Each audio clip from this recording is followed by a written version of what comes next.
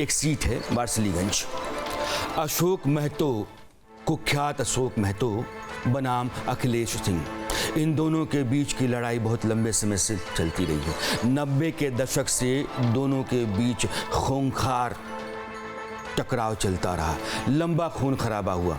Ashok Nawada jail break कांड का सजा याफ्ता आदमी है, 17 साल जेल काट चुका है। नवादा जेल से दिन दहाड़े यह आदमी निकल भागा, अपने 8 लोगों को लेकर के गोलियां चलाई, एक पुलिस वाला मर गया, एक पुलिस वाला घायल हो गया। उस मामले में इस आदमी के ऊपर सजा सुनाई गई और 17 साल जेल काट करके यह बाहर निकला है।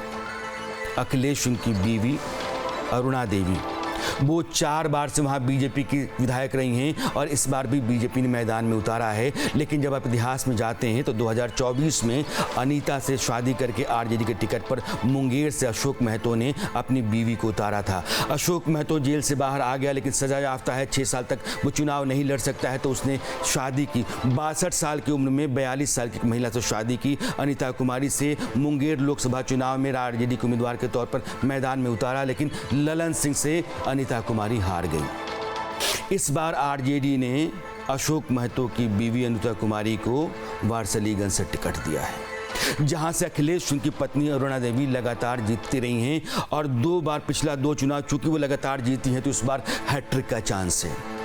अखिलेश सिंह और अशोक महतो 97-98 के आसपास नवादा, शेखपुरा, गया, उसके आसपास के इलाकों में ये दोनों दुर्दांत नाम थे। इन दोनों के बीच में जो टकराव हुआ उसमें कई नरसंहार हुए, 200 से ज़्यादा लोग मारे गए। आज वारसलीगंज में फिर दोनों आमने सामने हैं। अशोक महतो की बीवी अनीता कुमारी बनाम अखिलेश सिंह की पत्नी अरुणा देवी। हालांकि अरुणा देवी की इमेज बहुत साफ सुथरी मानी जाती है और वो एक क्लीन इमेज की बीजेपी पॉलिटिशियन कही जाती हैं। उनके इलाके में उनकी बड़ी साख है, इज्जत भी है। यह जो अशोक महतो और अखिलेश सिंह यानी कि कुर्मी का एक हीरो और एक भूमिहार का हीरो, यह दोनों जातियों के रॉबिन हुड कहे जाते थे 90 के दशक में, 2000 के आसपास, और आज दोनों फिर से आमने सामने। सच मानिए तो बिहार में राजनीति का अपराधीकरण कोई समस्या नहीं बल्कि बीमारी है, एक लाइलाज बीमारी। इस बीमारी का समाधान, इस बीमारी का निदान अगर कोई कर सकता है तो बिहार के लोग कर सकते हैं, बिहार के नौजवान खास करके। अगर आप ये तय कर लेते हैं कि ऐसा कोई भी आदमी जिसकी आपराधिक पृष्ठभूमि है, वो दुर्दांत है, दबंग है, उसको वोट नहीं देना है। ऐसा आदमी जो जाहिल है, गंवार है, जिसको आपकी, आपके समाज की, आपके राज्य की समझ नहीं है, वो विकास नहीं जानता है, बेहतरी नहीं जानता है, उसको वोट नहीं देना है।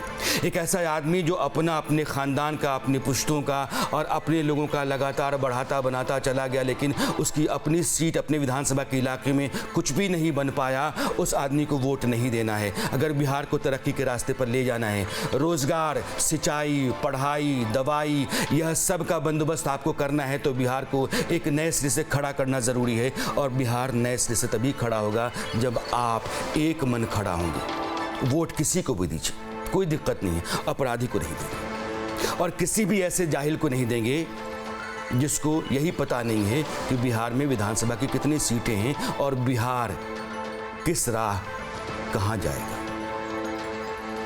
फैक्ट्स एंड फिगर्स में आज इतना ही। मेरी आपकी मुलाकात फिर होती है, तब तक ले दीजिए विदा।